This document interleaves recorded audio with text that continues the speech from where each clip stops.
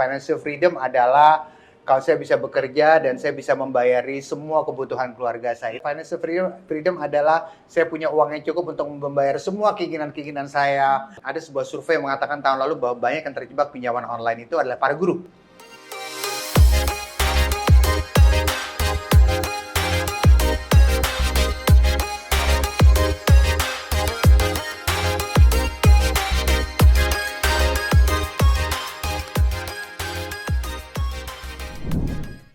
Halo Sobat Penabur di 15 Kota, jumpa lagi dalam podcast Penabur Learning Center bersama dengan saya Vanessa dan rekan saya Ben Meyer, atau yang akrab saya panggil dengan Mr. Billy. Yes. Hai Mr. Billy. Halo Miss Vanessa, apa kabar nih Miss? Luar biasa, sehat dan bahagia pastinya.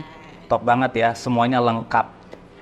Harus Ya. melengkapi saat ini kita Betul. mau podcast. Kita mau podcast. Nah, Miss, apa nih topik podcast kita kali ini nih? Topik podcast kita hari ini sangat relevan dengan semua kalangan. Semua kalangan.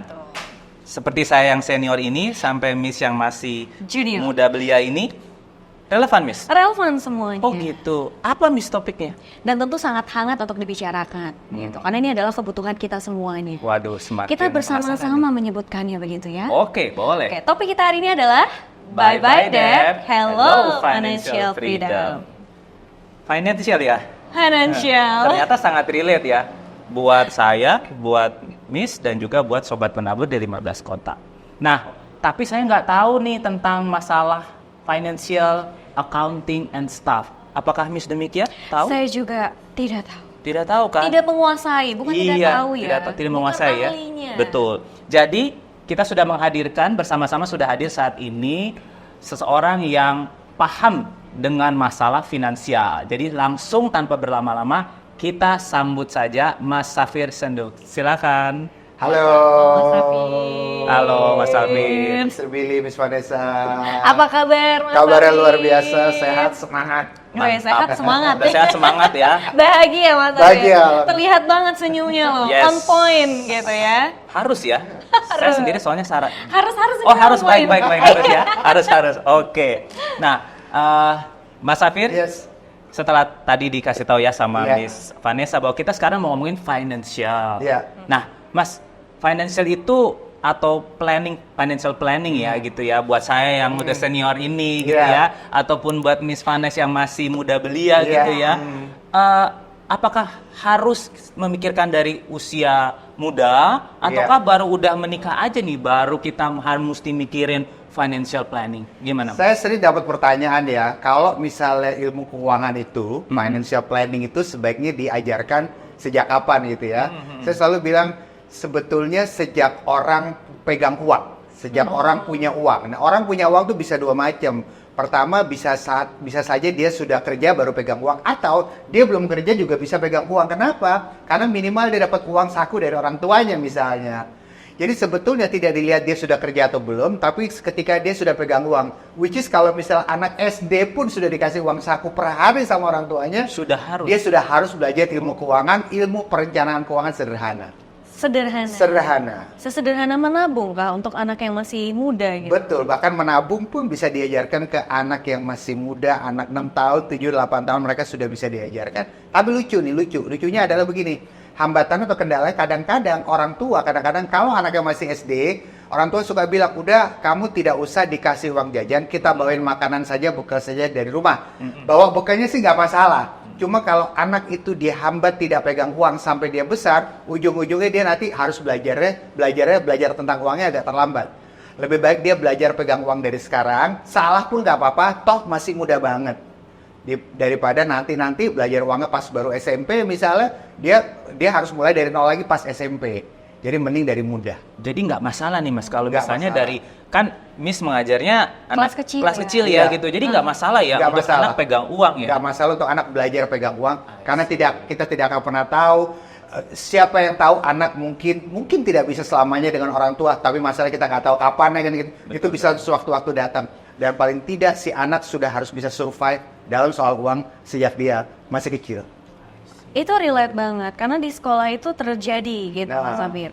Anak-anak itu tidak bisa memegang uang, dalam artian mereka akan membeli apa yang mereka suka, Betul. padahal itu tidak diminta. Betul. Gitu, mereka akan spending banyak banget uang yang mereka bawa. Iya, betul. Berarti mungkin di sini kita sebagai orang tua ya, gitu, untuk mengedukasi Iya, anak itu betul. untuk spending, begitu, supaya mereka nggak salah nih untuk spendingnya. Ini juga menarik. Kenapa? Ada banyak juga yang pertanyaan kenapa anak-anak kecil itu sangat ibaratnya sangat boros dalam berbelanja ya. Setuju. Jadi ibaratnya kalau misalnya kita manusia kan ada otak sebelah kiri, ada otak sebelah kanan ya. Betul. Otak kiri berhubungan dengan logika, otak kanan berhubungan dengan insting dan emosi. Dan banyak yang bilang ketika anak-anak itu masih kecil biasanya emosinya dulu yang kuat, instingnya dulu yang kuat, apalagi anak laki. Anak laki ketika dia SD itu kan lebih banyak main ya, emosi lebih kuat dan logikanya lama banget baru numbuh, tapi nanti baru bagusnya mungkin SMP, SMA dan lain sebagainya. Anaknya umumnya lebih cepat. Tapi karena anak kecil itu umumnya otak kanannya lebih kuat, sehingga ketika mereka belanja, mereka pakainya otak sebelah kanan bukan kiri. Ini terbalik justru ya. Itulah kenapa anak kecil itu sangat sering berbelanja hal-hal yang menurut mereka suka, bukan mereka Iya. butuhkan. Karena butuhkan itu adanya di logika, sukanya itu adanya di otak sebelah kanan. Sementara anak kecil itu ya mereka masih banyak pakai otak sebelah kanan. Jadi pengen impulsif ya. Impulsif buying. Ya, impulsif buying ya. Jadi pengen bukannya butuh nih, pengen langsung aja beli begitu ya. Iya. Iya. Jadi sebaiknya yang kita lakukan adalah tidak usah dilarang, tapi diarahkan saja. Karena kalau dilarang juga agak susah. Anak kecil kan otak kanannya sangat-sangat kuat seperti Iya. itu. Iya, nanti dibilang mama taunya apa, papa taunya gitu loh. Aku kan mau pensil ini, Iya. warna ini, aku Teman-teman mau- itu. Aku Iya. mau punya yang warna biru, aku cuma Iya. punya yang warna merah ya. Betul, begitu ya. betul, Sering betul, terjadi. betul. Itu di anak-anak. Nah untuk orang tua nih, gitu. Bagaimana mereka untuk bisa financial planning nih, keluarga mereka nih? Iya, Ini iya. berat nih untuk orang tua nih. Baik, Ya. baik. Nah ini pertanyaannya juga bagus banget gitu ya. Kalau misalnya kita ingin melakukan financial planning, apa yang harus dilakukan? Saya Iya. selalu bilang begini, kalau mau melakukan financial planning, yang ada beberapa alternatif yang bisa dilakukan. Jadi yang pertama kita bisa ikut sertifikasi financial planning. Itu harus Oke. bayar sekian belas juta rupiah, harus ikut selama beberapa minggu. Itu alternatif pertama, silakan. Atau alternatif kedua bisa beli bukunya, tapi nggak cukup satu, beli beberapa bukunya belajar sendiri.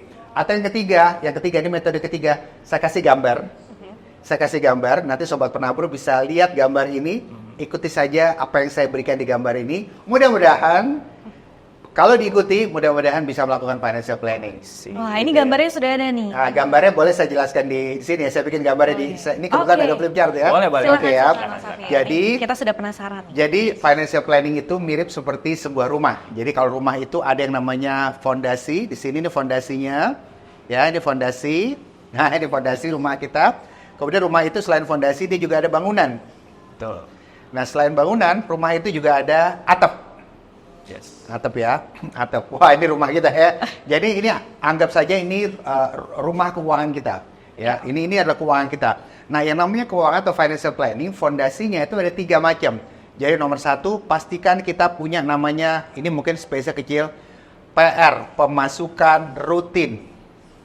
Pemasukan rutin. Jadi pemasukan rutin itu adalah minimal kita punya kerjaan. Kerjaan itu tidak harus kantoran gitu ya. Seorang yang freelancer atau zaman sekarang banyak orang tua atau sobat-sobat penabur yang mungkin dia punya pekerjaan sebagai influencer atau itu kan ada income ya. Berarti seperti boleh itu. tuh ya. Boleh, pemasukan rutin tidak perlu harus karyawan. Kalau dia freelancer, mungkin angka yang dia dapatkan tidak tetap, tapi dia rutin dapatnya. Itu yang pertama, pemasukan rutin. Kemudian kedua, yang namanya fondasi keuangan kita ada namanya dana darurat, DD, saya nyebutnya DD. Dana darurat itu ibaratnya kalau negara tuh kayak cadangan devisa. Jadi kalau ada apa-apa sama negara tinggal ambil cadangan simpanan yang dia punya, dia bayar untuk pengeluaran negara. Nah namanya keluarga, sebaiknya juga ada cadangan uang. Jadi istilahnya adalah jangan pernah kehabisan cash dalam keluarga. Nah dana darurat saya selalu bilang gini, paling tidak setiap keluarga harus punya dana darurat 2-6 bulan pengeluaran keluarga. Jadi kalau sebuah keluarga pengeluaran sebulannya katakan misalnya saja 10 juta per bulan, dia harus punya dana darurat disimpan 20-60 juta di dalam simpanan dia. Itu yang kedua, dana darurat. Kalau keluarga ini punya cash minimal 2-6 bulan, maka next time ada apa-apa, mungkin ada COVID lagi, amin-amin mudah-mudahan Amin, enggak. ya. Tapi income-nya berhenti, dia bisa bayar pengeluaran keluarga dari dana darurat ini. Kemudian yang ketiga ini adalah, ini fondasi ketiga ini proteksi atau asuransi. P atau A, proteksi atau asuransi. Jadi proteksi atau asuransi ini adalah menjamin kalau kita masuk rumah sakit, ada yang bayarin dan kita nggak pakai uang kita sendiri. Nah biasanya kalau kita kerja kantoran, biasanya perusahaan kita memberikan penggantian atau pertanggungan biaya rumah sakit kita. Tapi kalau kita freelancer, pastikan kita punya asuransi. Ingat, jadi freelancer itu nggak salah loh, nggak masalah ya. Mungkin 20 tahun lalu, mungkin orang-orang tua kita mungkin masih masalahkan. Kalau bisa kerja karyawan lah, jangan jadi freelancer. Yang penghasilannya rutin Tetap tiap ketahuan jelas ya per bulan. Jelas lah. Tapi sekarang dengan pengetahuan atau ilmu financial planning, orang bisa kerja jadi apapun. I see. Tapi yang penting bagaimana dia mengelola keuangan. Ini fondasi ketiga nih, punya proteksi atau asuransi. Dia selalu bilang gini, setiap orang, siapapun dia, mau kerja, sudah kerja atau belum, minimal dia harus punya 2 asuransi ini minimal. Asuransi yang memberikan perlindungan rawat inap rumah sakit, ya biasanya BPJS. Kalau dia punya BPJS, itu sudah memberikan dia penggantian itu. Dan yang kedua adalah asuransi sakit kritis. Jadi asuransi sakit kritis ini adalah asuransi di mana kalau dokter memberikan dia vonis Anda mengalami sakit yang membuat Anda kira-kira 6 bulan ke depan tidak akan survive dalam hidup ini, itu namanya penyakit kritis. I see. Nah, maka perusahaan asuransi akan memberikan dia 1 karung uang besar dan dia tinggal bayar sendiri perawatannya. Jadi minimal ini fondasi ketiga. Jadi saya ulang lagi, fondasi keuangan seseorang minimal dia punya pemasukan rutin, kemudian yang kedua adalah dana darurat, dan yang ketiga adalah proteksi atau asuransi. Nah, sekarang kita masuk ke bangunan. Jadi dalam keuangan, bangunannya ini adalah pos-pos PP, pos-pos pengeluaran besar di masa depan. Pos-pos masa depan, pos-pos masa depan. Jadi biasanya di masa depan kita pengen beli laptop baru, pengen beli kendaraan baru, pengen liburan, nggak harus sifatnya barang gitu ya, pengen liburan kayak pengen beli kamera baru, segala macam. Ini masuk di sini. Termasuk mungkin buat para orang tua murid misalnya, mesti siapin uang buat masuk sekolah di penabur misalnya, itu adalah pos pengeluaran besar di masa depan. biaya edukasi anak. Biaya edukasi anak. Jadi intinya pos-pos pengeluaran besar di masa depan bervariasi dari mulai yang wajib, butuh, sama ingin. Wajib misalnya nyekolahin anak kan wajib, bayar wajib ya. Tapi misalnya butuh dan ingin, misalnya liburan. Liburan itu ya antara butuh dan ingin sebenarnya. Anda nggak lakukan nggak apa-apa. HP baru, mungkin HP lama masih umurnya baru setahun, tapi Anda kepingin beli HP baru lagi, itu udah ingin lah. Jadi nggak apa-apa tuh ya, kita planning itu nggak apa-apa. Itu tidak apa-apa. Tapi ada tips tambahan nih. Tips tambahannya adalah ini tips tambahannya. Sebenarnya belajarlah untuk kalian ingin tuh kita kontrol. Ingin tuh kita kontrol, itu yang pertama. Tips kedua adalah, ini tips kedua. Kalau tidak kita kontrol, maka kita akan terjebak pada utang yang tidak perlu. Iya. Terutama utang untuk membayar yang butuh mungkin masih oke. Tapi utang untuk membayar yang ingin itu sangat tidak oke lah. Misalnya gini, kamu sebetulnya kepingin banget pergi ke sebuah negara ya. Udah gitu kepinginnya mendadak, harus 2 bulan lagi gitu ya. Udah kepingin mendadak, duitnya nggak ada. Nggak apa-apa, pinjem aja gitu. Nah, biasanya itu terjadi kalau misalnya orang tuh melihat ya, ada promo nih. Ada promo hanya di bulan depan. Gitu. Hanya berakhir di bulan ini. Hanya berakhir di bulan Dan ini. harus pesan dari bulan ini. Dan harus bayar. Iya. Harus bayar, betul. betul. Ya, seperti itu ya. Nah, di sini kita harus jadi customer yang bijak nih. Customer yang bijak. Saya selalu bilang begini, kalau ada barang gitu ya, kalau ada barang, harga barang katakan 1 juta, diskon 40%, kemudian kamu beli, katakan barang itu 1 juta, baju harga 1 juta, cukup mahal. Harga baju 1 juta, terus diskon 40%. Terus kamu beli baju itu, pulang dari situ, kamu ngerasa, yes, aku sudah hemat 40%. Sebenarnya kamu bukan hemat 40%, kamu baru saja boros 600.000. Karena kamu nggak butuh barang itu. Ya, kita melihatnya terkadang dari sisi yang salah ya. Dari sisi yang salah, Kita hanya gitu. melihat promo yang ditawarkan, tapi justru kita kehilangan sebenarnya kita mengeluarkan sesuatu nih. Mengeluarkan sesuatu. Yang tidak kita butuhkan. Betul. Dan ini masih di soal bangunan ini adalah, ini tips ketiga dari saya adalah, kalau sebuah fungsi bisa didapat tanpa harus membeli, sewa aja sudah cukup.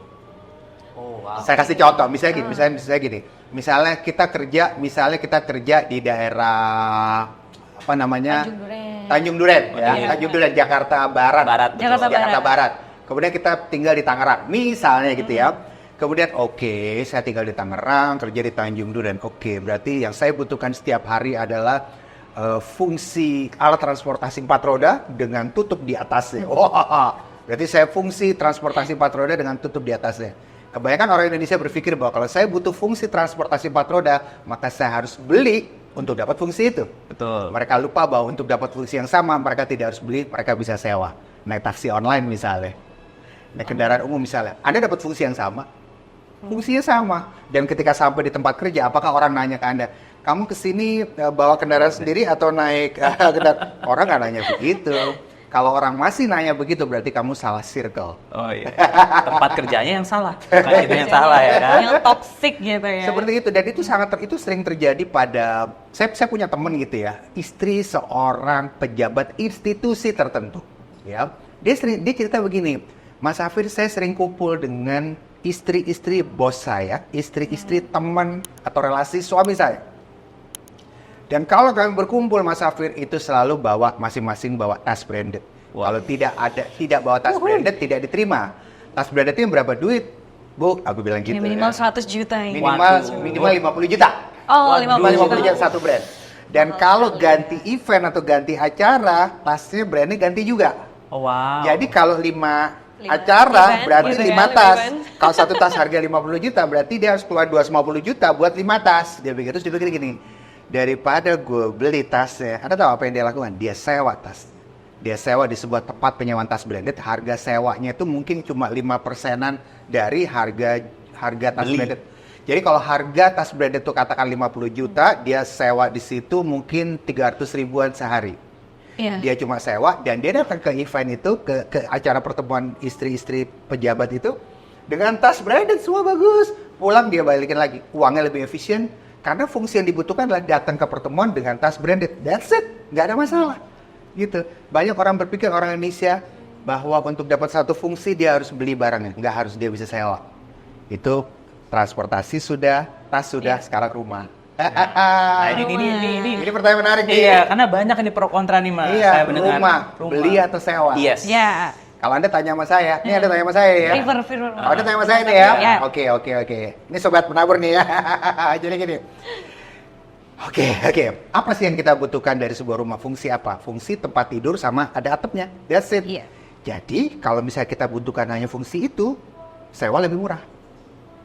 Sewa kita cuma bayar, ini terutama di Jabodetabek misalnya, 5% dari nilai rumah pada saat itu. Jadi kalau nilai rumah pada saat itu adalah 1M, ya 5%-nya mungkin 50 juta setahun, itu jauh lebih murah. Jauh lebih murah. Tapi orang-orang tua kita dulu, itu problemnya ada. Ini orang-orang tua kita dulu, mindset mereka adalah, kamu belum mapan kalau kamu belum membeli. Karena traditional finance mindset adalah, kalau harus punya punya. uang, beli. Makin banyak barang yang dimiliki, makin tenang perasaan dia. Iya.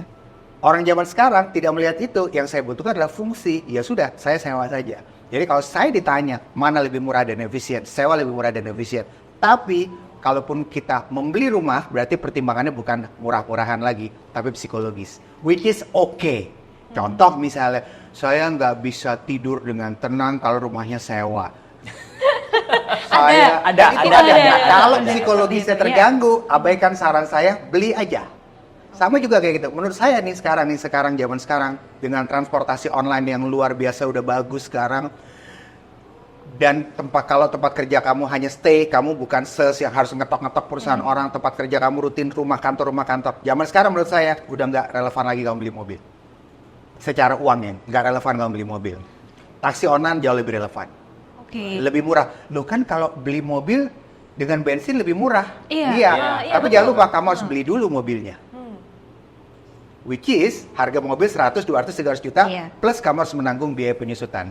Kalau kamu bayar taksi online, kamu nggak harus menanggung biaya penyusutan. Termasuk pajak juga tidak. Termasuk aja juga iya, tidak. benar. Jadi sekali lagi, menurut saya sewa lebih efisien dan murah. Tapi kalaupun kamu membeli, pastikan alasannya karena psikologis dan itu bikin kamu nggak bisa tidur. Kalau tidak ada masalah psikologis, go ahead sewa aja nggak apa-apa. I see. Menarik. Karena kalau tidak begitu, kamu akan memaksakan diri ujung-ujungnya terjebak utang yang nggak perlu. Oke, ini bangunan ya, Oke. seperti ini ya, seperti ini. Dan ini adalah nomor yang atap ini adalah setiap orang yang paling penting adalah dia harus memiliki apa yang dia tinggalkan, kekayaan. Cuma kekayaan ini salah pahamnya kita di Indonesia begini, kekayaan tuh berarti adalah sama yang kayak di sinetron-sinetron di TV, Mas Afif. Orang punya rumah besar, rumahnya harus tingkat, ada tangga setengah melingkar. Betul-betul ya. Kayak di sinetron apa itu ya. Bener-bener. Terus selalu minimal ada kolam renang dan setiap pagi bapaknya turun dengan dasi, selamat pagi Pagi. Pak. Selamat Makan pagi. rotinya dulu. Udah gitu rotinya nggak Rotinya habis. Gak dimakan langsung Nggak pergi dimakan, berangkat langsung pergi. kerja. Itu penggambaran negatif dari kata kaya Iya. di Indonesia berkat sinetron-sinetron yang salah kaprah menurut saya. Dan menjadi semacam sebuah standar. Dia menjadi Iya. sebuah standar bahwa kamu belum kaya kalau jam kamu belum branded lah, Stereotipnya seperti Stereotipnya, itu. iya. atau mobil kamu belum mobil merek dari Jerman lah, itu Iya, belum kaya. iya. Kalau merek mobil kamu dari Cina berarti belum kaya, harus dari Jerman baru kaya. Kan orang melihat kaya atau tidaknya seseorang tuh dari fisiknya Dari dulu nih. visual. Appearance-nya dulu Dari nih. Dia appearance-nya pakai dulu. baju apa ya? Keren gak gitu? Betul. Merek jamnya apa ya? Itu Gitu. sebetulnya salah, bahwa dalam perencanaan keuangan kaya itu adalah sesuatu yang kita miliki dan kita tinggalkan untuk anak. Dan biasanya itu malah yang tidak kelihatan orang. Contoh, rajinlah beli emas batangan. Emas logam mulia. Dengan begitu, next time ada inflasi, uang kamu tetap terjaga. Dan nanti ya, kalau bisa jangan dijual selamanya, emas itu wariskan buat anak. Karena kalau dijual ujungnya kamu jadinya rupiah lagi dan kamu Rupiah punya emas turun seperti lagi itu. ibaratnya. Dan ketika kamu punya emas batangan itu kan kamu simpen tidak kelihatan orang. The real kaya adalah nggak kelihatan orang. Kamu punya deposito, apakah orang lihat? Orang nggak lihat. Iya betul juga. Kamu beli saham, reksadana, aset kripto, orang lihat nggak lihat. Kecuali kalau kamu posting di sosmed, guys, aku posting, Itu beda cerita ya. Dia screenshot ya, dia udah punya berapa itu beda tuh. cerita, itu flexing. iya. Tapi the realnya adalah orang tidak akan tunjukkan. Tapi justru orang yang dilihat gini, masalahnya adalah orang Indonesia selalu berputar-putar di isi bangunan ini karena menurut dia itulah yang terlihat orang. Yang bikin dia terlihat kaya gini, padahal sebetulnya kekayaan dia adalah yang ada di atap ini. Yang justru tidak terlihat Yang sama justru tidak terlihat. Jadi tips dari saya adalah untuk melakukan perencanaan keuangan, miliki apa yang seperti yang ada di dalam rumah ini dan fokuslah pada atapnya karena kebanyakan kesalahan kita adalah orang tua kita terutama dia fokus muter-muter di dalam isi bangunan pas pensiun nggak punya investasi, yang dia punya paling piring cantik. Karena terlihat. Karena Kalau saya terlihat. datang ke ini piringnya bagus nggak nih ya? Piring kan? bagus. Wah, kalau ada tamu langsung dijamu ya. Mobil Iya. bagus, motor bagus, banyak banget gitu ya. Tapi yang nggak dipakai sama anaknya. Atau kadang dia beli rumah buat anaknya, tapi dia lupa bahwa anaknya belum tentu butuh untuk tinggal di lokasi tempat orang tuanya beli rumah. Jadi saran saya kalau buat anak, mending nggak usah kasih rumah, kasih emas saja. Karena rumah itu tidak bisa dicabut, dipindah ke tempat lain nggak bisa. Walaupun bisa dijual nantinya. Walaupun bisa dijual, tapi pada prakteknya menjual rumah tidak semudah menjual kacang goreng, Kak Vanessa. Dicatat. Nggak semudah jual kacang goreng. Itu dicatat nanti. Iya. Menyimpan emas untuk keturunan, dicatat. Sekarang rumah itu bukan jadi definisi kita kaya. Betul. Karena rumah besar apalagi. Rumah besar, Dan ya. orang zaman dulu orang tua kita dulu kan gitu. Saya merasakan sendiri. Papa saya sendiri, saya juga begitu. Semakin mapan seseorang, kita pindah ke rumah besar dong. Kalau kita renov, rumah Benar. jadi besar. Kenapa? Karena dia merasa harus lihat orang. Dia merasa bahwa pekerjaannya berkoneksi langsung dengan status sosial dia. Seperti itu. Ini sebuah paradigma Iya. atau stigma dari masyarakat. Mohon maaf Iya. ya, sobat penabur. Masyarakat Indonesia masih melihat sesuatu secara terlihat. Betul. Something that's shining Something itu that's adalah shining. menunjukkan kemapanan. Kemapanan, padahal tidak. Padahal tidak. Bahkan kita lupa mungkin orang yang terlalu fokus di shiny, terlalu fokus bahkan dia posting, dia flexing di sosial media. Hati-hati, mungkin uangnya habis untuk Seperti itu fokus justru, di ya. bangunan ini, di shiny ini. Akhirnya di atasnya justru Di atasnya lupa. Pada atas ini adalah sesuatu yang bikin dia kaya, tapi tidak terlihat memang. Kita punya reksadana, deposito, emas, saham kan nggak kelihatan orang. Dan itu jangkanya panjang. Lebih panjang, betul. Jadi saran saya adalah hiduplah dengan lebih sedikit barang. Karena biasanya makin banyak barang, makin banyak problem kita.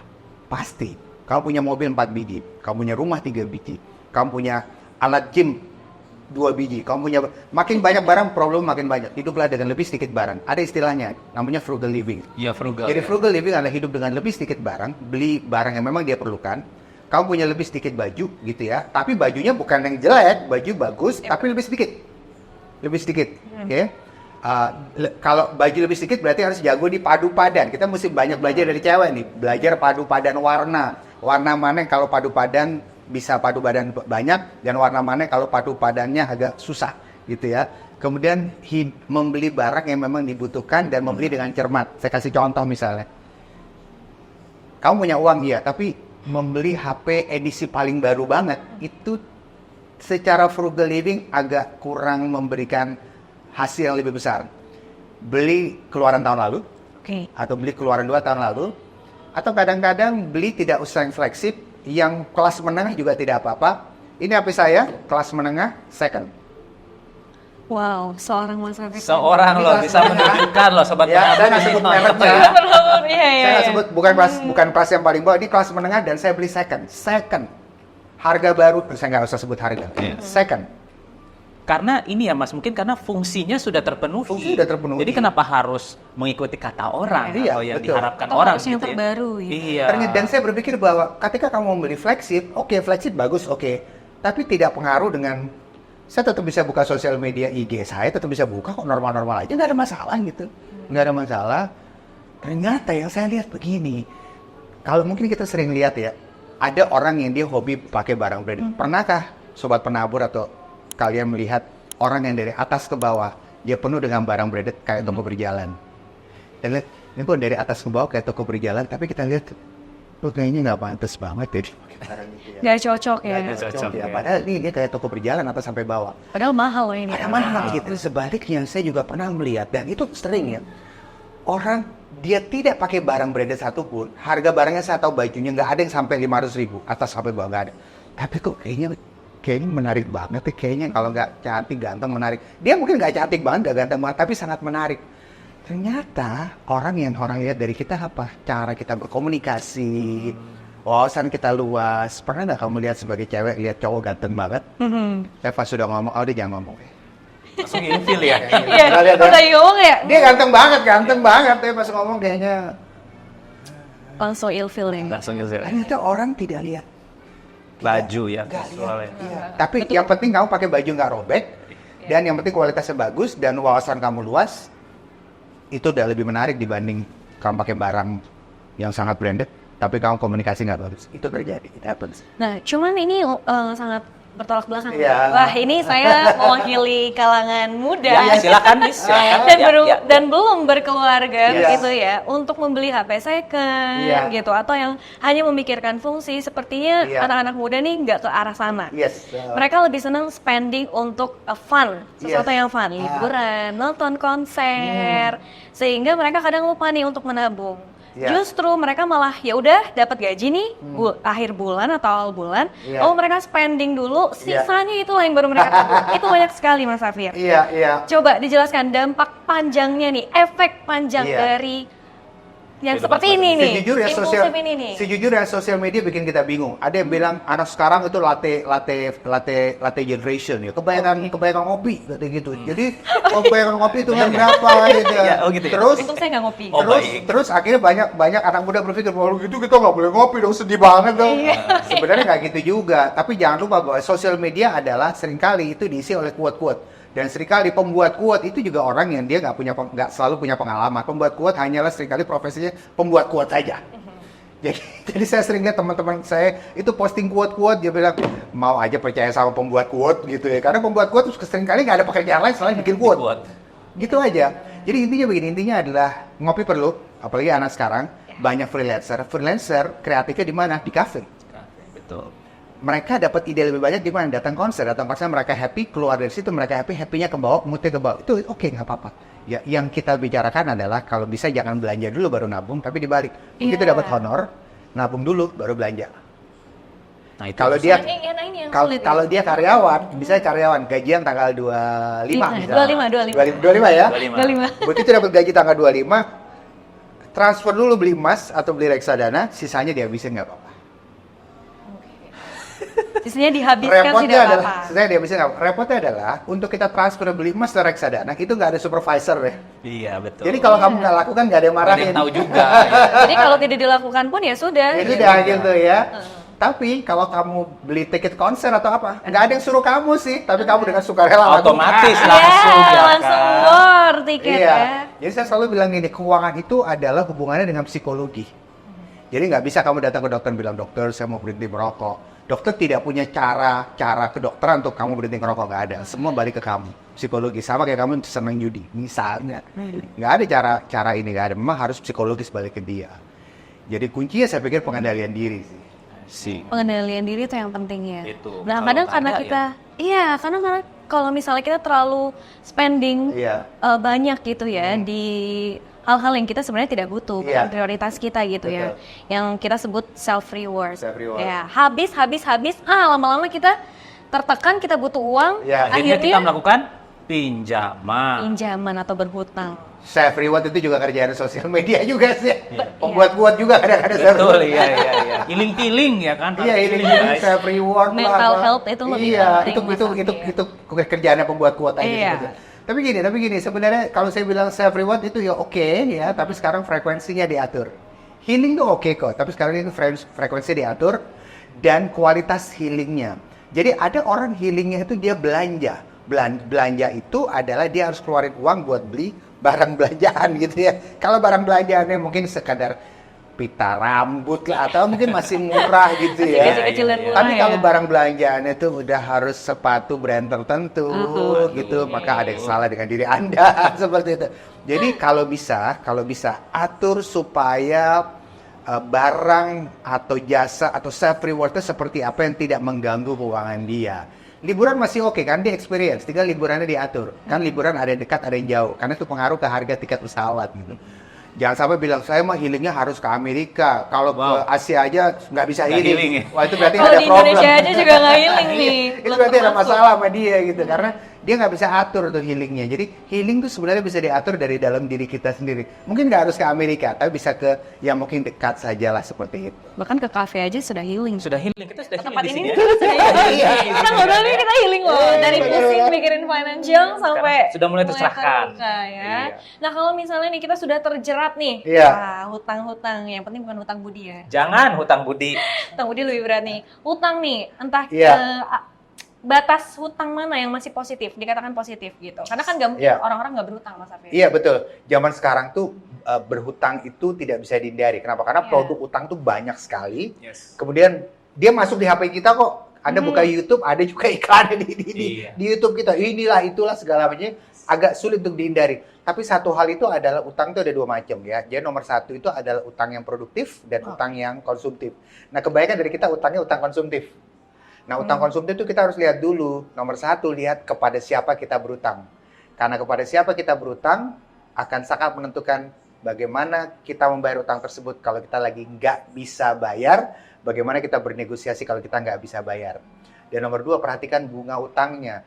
Nah, ada beberapa pihak-pihak pemberi utang yang bunganya sangat-sangat tinggi, sehingga tadinya kita punya niat untuk bayar, pas mau bayar benar-benar nggak sanggup. Iya. Saya selalu bilang gini, kalau kalau tempat utang itu bunganya tinggi, dan Anda tadinya niat bayar tapi sekarang benar-benar nggak sanggup bayar, Anda harus ngomong terus terang bahwa Anda nggak sanggup. Tidak usah jadi jual barang lagi, tidak usah jadi pinjam lagi, tidak usah. Iya. Kenapa? Karena memang sudah jelas itu aplikasinya memang agak-agak nakal. Kenapa? Mungkin aplikasinya resmi, tapi dengan bunga tinggi dia seharusnya tahu bahwa dia menjebak masyarakat. Seperti itu. Jadi saya selalu bilang, pada beberapa kasus Anda bilang Anda tidak bisa bayar, itu it's okay. Daripada dia harus jual barang, daripada dia harus minjem lagi. Seperti itu. Pada beberapa kasus yang mungkin bunganya rendah, dibayar saja nggak apa-apa. Kalau nggak bisa, dia mungkin bisa jual barang nggak apa-apa. Toh bunganya rendah. Seperti itu. Jadi sekali lagi harus lihat kasus per kasus seperti itu ya. Kemudian juga, tapi saya pikir adalah kalau misalnya dia sudah terjebak utang, saya pikir adalah dia harus bisa kendalikan supaya jumlah utangnya tidak banyak. Jadi kalau misalnya sekarang dia berutang kepada 4 pihak gitu ya, jangan Banyak tambah ya. lagi jadi 5, 6, 7, Ya. 8. Karena kalau udah 6, 7, 8, dengan mudah dia jadi 12. Dengan mudah dia jadi 15, apalagi online. Online itu cepat sekali. Anda awalnya tiba-tiba ngutang cuma ke 3 tempat aja. Lama-lama jadi 5, lama-lama jadi 7, lama-lama biar Anda nggak bisa bayar. Suatu saat mungkin cicilan utang Anda total cuma menghabiskan 20% penghasilan. Lama-lama bengkak jadi 40, lama-lama bengkak jadi 50, lama-lama bengkak jadi 70%. Ada nama pinjaman online ya. Ada sebuah survei yang mengatakan tahun lalu bahwa banyak yang terjebak pinjaman online itu adalah para guru. Iya, itu faktanya. Unfortunately. Itu unfortunately para guru ya. Itu sebenarnya bukan para guru, tapi mungkin saya pikir semua orang terkena di Indonesia ini, terkena di Indonesia. Jadi memang harus lihat kasus per kasus. kasus per kasus. I see. Nah, kalau misalnya kan tadi Mas Safir sudah sebutkan ya, kita harus ya pasti kalau kita berhutang harus dilunasi ya. Jangan pinjem nggak Iya. ini ya. Iya, Apalagi ke teman ya, mohon maaf ya. Jangan gali lubang, Tutup lubang. Tutup lubang, Nah, ya. Tapi gimana sih Mas Saya cara selalu bilang yang gini, paling kalau efektif misalnya dan paling dia oke kita untuk pinjaman sama melunasi aplikasi pinjaman atau kita? apa, dan Iya, aplikasi seperti itu resmi apa? dari Ada OJK cara apa aja misalnya. sih? Ya, tapi kita lagi tidak bisa bayar, kita harus ngomong terus terang bahwa kita sedang tidak bisa bayar, tapi nanti akan kita bayar. Oke? Tapi nanti kita sedang tidak bisa bayar, tapi nanti sedang akan kita bayar ya. Nah, nanti dari situ biasanya kita bisa lakukan adalah mungkin yang pertama adalah banyak dari kita mungkin melepas aset kita yang tidak kita miliki, yang tidak kita pakai. Ada sofa nggak kepakai, ada elektronik nggak kepakai, kita bisa lepas seperti itu ya.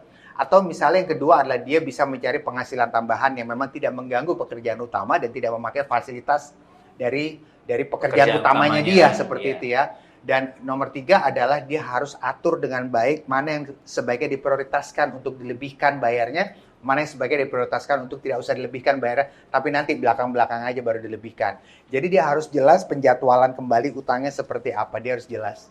Seperti itu. Sekali lagi, pada beberapa kasus kalau dia memang dia legal tapi dia sedang tidak bisa bayar, dia harus ngomong terus terang bahwa saya sedang tidak bisa bayar. Itu malah akan memudahkan dia. Oke, jadi memang di statement justru ya bahwa Harus saya lagi tidak bisa bayar. Sedang tidak bisa bayar, seperti itu. Harus di state, harus dikatakan gitu ya, seperti itu.